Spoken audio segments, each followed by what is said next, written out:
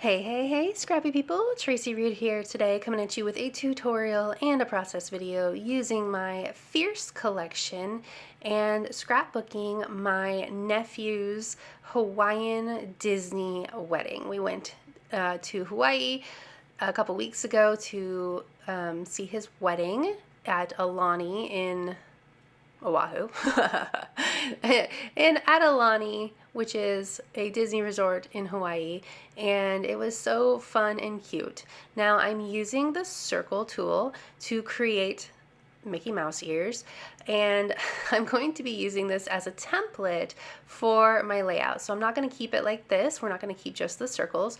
I am going to make the mouse ears out of Monstera leaves from my brand new Island Time collection first. So I'm going to pull in the Monstera leaves from the Island Time collection, and then I'm going to use them as a clipping mask for the solid papers in the Fierce collection, because I'm not going to be using the Island Time collection. I'm going to be using the Fierce collection for this layout. So I have these Monstera leaves in the stickers, and I pulled it in as a smart object so that I could make it bigger. If I had brought it in as pixels, it would get nice and blurry. But bringing it in as a smart object, I can make it bigger because it's sort of vector-based, not really, but it kind of mimics vector-based a little bit. So I'm going to make a collage of all of these leaves, and I'm not bothering to use clipping masks yet because I just want to arrange them so that they are in the ear shape. So I'm going to make some a little bit smaller, and some will be on the large side, just so there's some variation in size as well.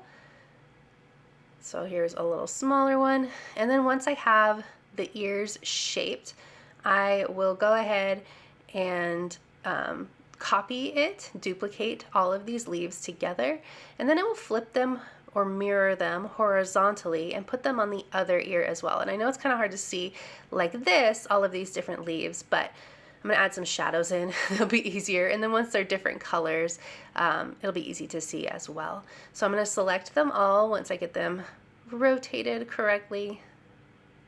We're almost there. We're going real time here so that you can watch the full process and it doesn't go too fast for you, because I know that Photoshop can be a little bit daunting, especially if you've never used it before. So I added a shadow so that they would be easier to tell apart. And then I'm going to go up here to the top toolbar, just hit negative, so it says -100, which flips them horizontally, and then you just drag them over to the other ear. There's some really cute Monstera Mickey ears in the souvenir shop at Alani that I saw, and I just could not have been more inspired for this layout by those Monstera ears. So now I can start going ahead and adding colors to these ears. So I'm going to use the Fierce collection, which is a fun rainbow collection. My nephew's wedding, he wore lavender and his husband wore like a deep plum color. So the ears, I'm going to actually not use the purple in the ears. I'm going to instead use all of the other colors in the ears. I initially bring in purple, but I am going to change it out. Because the rest of this layout I'm gonna like go heavy on the purple, so I want to have less purple in the ears, and we're just gonna have all of the other colors of the rainbow instead. So I'm just dragging them in, putting them directly over the leaf that I want to clip it to, and then using the keyboard command Control-Alt or Command-Option, depending on if you are Mac or PC, G. So Control-Alt-G or Command-Option-G will clip the top layer, the layer that you have selected, to the layer directly underneath it. I duplicated the leaves again and created a couple of more so that the bottom edge wasn't just two leaves meeting in the middle. Now I'm going to rearrange the colors a little bit, get rid of that purple, and I'm going to bring in the background so that I can see how it looks all together. So let me do that part first. I'm going to pull in this cute pink rainbow page. I think it spans the underneath the Mickey ears really great. One second, gotta go up. There we go. I think that looks really adorable, and so I'm going to use it as my background, but I have to make it 11.5 inches rather than 12 because my printer can only print 11.5 inches on 12 by 12 paper, and I'd have to get bigger paper for it to print 12 by 12 to the border. So we're doing 11.5 here. And then in the center, I'm actually going to do purple. I command clicked the layer thumbnail for the black circle that's the main Mickey head, and that created the marching ants around that Mickey head. And I'm just going to hit the delete button once I have rasterized the background layer. I'm going to hit the delete button, and it's just going to cut that circle right out of that paper. I'm going to delete these ears too now that I have my leaves situated. And then I'm going to drag in the purple background from the Fierce collection, the purple patterned background, I should say, and that's going to be the center of my Mickey ear, or Mickey head, I should say. I'm actually going to mat this whole layout on a lavender piece of cardstock when I'm doing it in real life, so that purple border around the edge will actually be lavender, but I'm just leaving it as it is for the moment. Changing around those leaf colors, and I think that this is getting really close to being done, except I want to add in some digital bling to this page. So let me rearrange these colors real quick so that not everything is the same and there's a good color distribution here. All right, so now I'm going to bring in the bling from the digital kit, this sort of glitter confetti, and I'm going to make it go right along the rainbow on the background paper. Now I don't want it over the purple, so I'm going to use the same concept I used as the Monstera ears, and I'm going to hit Command Option G or Control Alt G, or you can click in between, you can hold down Option or Alt and click in between the two layers on the layer panel, and it will do the same thing. I've duplicated this so that now I have two pieces of it, and right along the rainbow it goes. I think that adds a lot of fun texture to that rainbow paper. And then last but not least, I'm going to add a circular text path down in the bottom of the Mickey head. So I'm just going to draw a circle with my shape tool, switch to path rather than shape. It's going to be slightly larger than this circle, and I'm going to make sure it's nice and centered. And then I'm going to use my Type on a Path tool, and I'm going to click right here, which is the wrong place to click. I'm going to change my font size and shape. And what I want is for the words to be right side up underneath the Mickey head, and only in that pink area underneath the Mickey head. So what I have to do is I have to go over to the text path and hold down Command or Control and drag upwards, and that will flip your text around to be the correct way. So you can see me figuring it out right here, but it'll flip your text around to be the right way. There we go. Oh, no, almost. Come on, we can do it. There we go. So I dragged it in towards the center, which made it flip the text around, and now I'm kind of rotating it around the thing so that the beginning of the sentence starts there. Still the wrong answer when I start typing because I have it on centered.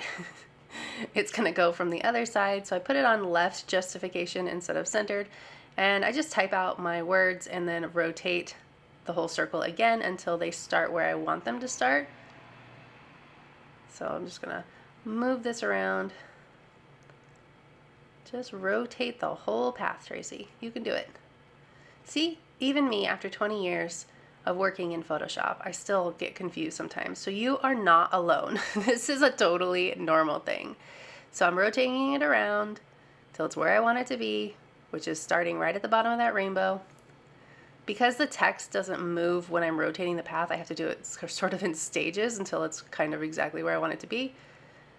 There we go. Okay, now I can type my little caption, and what I'm going to do is I will print out the rainbow background as its own piece, the purple paper as its own piece, and then I'm going to actually take the Monstera ears made out of the leaves. I'm going to merge them all together and have my silhouette cut those all out as one piece. I think that will be the easiest way to get this layout from Photoshop to real life, and we are going to be there in just a second so you can see what I mean. Let me change the color of this to a nice deep purple so that it matches real well. Perfect.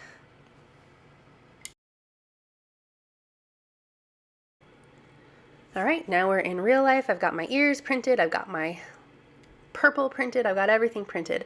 I also created some embellishments using the Fierce kit, or I edited them, the love beads over there. I did change that up from a pre-existing, I think it said love is love, but I just wanted love, so I just changed it up a little bit and curved it. That celebrating I created specifically for this layout. And then everything else comes from the Fierce kit. All right, so I've got all this down. You can see it's matted on lavender. Trying to make sure that it gets centered. Anything printed from home printer is very delicate, and it will rip, so just be careful. I'm gonna mat both of these photos on a nice light pattern so that they stand out from that purple background, since they are a little bit dark with all of the greenery and the suits and everything. I'm going to put them, tuck them right in between the different sides of the rainbow.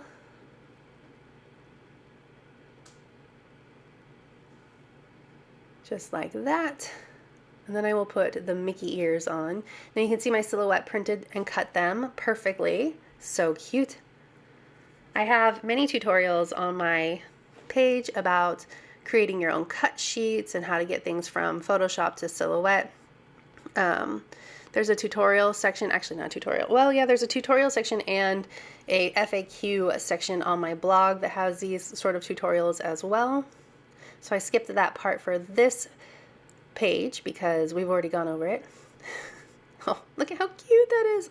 So I don't want to over embellish this page because I really feel like the Mickey ears and the rainbow and everything really speaks for itself for the design of this layout. So what I'm going to do is I'm just going to put celebrating love and a lot of hearts on here, which makes sense for a wedding layout. It was a beautiful wedding. I mean, you can't get much more beautiful than having a wedding beachside in Hawaii, I think. So it was very pretty. I'm going to put some of these hearts everywhere. I'm just going to cluster them with the big hearts. Kind of want them to go off of the circle as well, so I'm going to put some over here. Cute. And I also need to add in a title for, it's not really a title, it's going to be their names. So I'm going to put their names in white letters, not those white letters. I'm going to pull out some Citrus Twist foam letters. I needed like a small white letter that would fit their names in that corner. And these Citrus Twists are some of my favorites, so they worked perfectly. So we've got Connor and Robert. Making sure everything is straight. The one thing about foam letters is that they get a little wonky if you're not careful. So I'm fixing this in.